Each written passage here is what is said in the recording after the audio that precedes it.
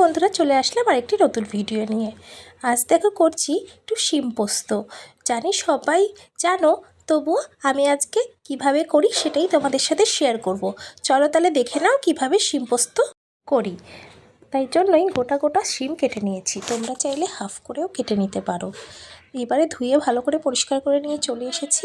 এবারে এর মধ্যে পরিমাণ মতো লবণ আর হলুদ দিয়ে দেব, দিয়ে কিছুক্ষণ মাখিয়ে রেখে দেব যাতে লবণটা ভালোভাবে শিমের মধ্যে ঢোকে। মাখিয়ে আধা ঘন্টা মতো এটাকে রেস্টে রেখে দেব। চলো রেখে দিই। এবারে দেখো, তারপরে কড়াইতে সর্ষের তেল বসিয়ে দিয়েছিলাম। দেওয়ার পরে গরম হয়ে গেছে। এবার এক এক করে শিমগুলো লাল লাল করে ভেজে নেব। যেহেতু একটু বেশি আছে তাই দুবারে ভাজবো।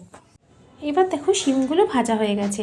এক এক করে পরের শিমগুলো সব এইভাবে লাল লাল করে ভেজে নিই। চলো তুলে ফেলি। এবারে দেখো শিমগুলো ভাজা হতে হতে একটা মশলা বানিয়ে নিই। একটা বড় টমেটো কেটে নিয়েছি আর নিয়ে নিয়েছি পোস্ত। পোস্তটার মধ্যে একটু লবণ আর কাঁচা লঙ্কা দিয়ে ভালো করে বেটে নেব। প্রথমে কড়াইতে যা তেল ছিল ওর মধ্যে কালো জিরে দিলাম আর প্রথমে টমেটোটা পেস্ট করে নিয়েছিলাম। টমেটো পেস্টটা দিয়ে ভালো করে কষে নেব। টমেটোর কালারটা যখন একটু চেঞ্জ হয়ে যাবে তখন এর মধ্যে দিয়ে দেবে পরিমাণ মতো হলুদ গুঁড়ো আর সামান্য লবণ দিয়ে মশলাটা তেল ছাড়া অবধি কষে নেব। টমেটো পেস্টের থেকে তেল ছাড়তে শুরু করেছে। এরপর পোস্ত বাটাটা আমি দিয়ে দিলাম।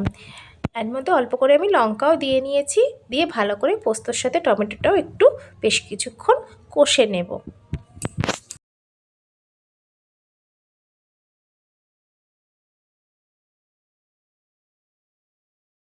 দিয়ে দিলাম। এরপরে শিমের সাথে মশলাটা কিছুক্ষণ কষে নেব।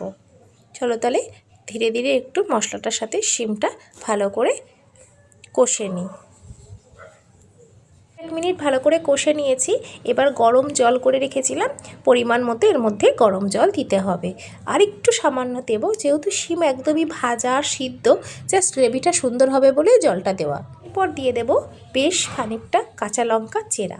তোমরা ঝালটা তোমাদের স্বাদ অনুযায়ী দিও, যে যেরকম ঝাল খাও সেরকম দেবে।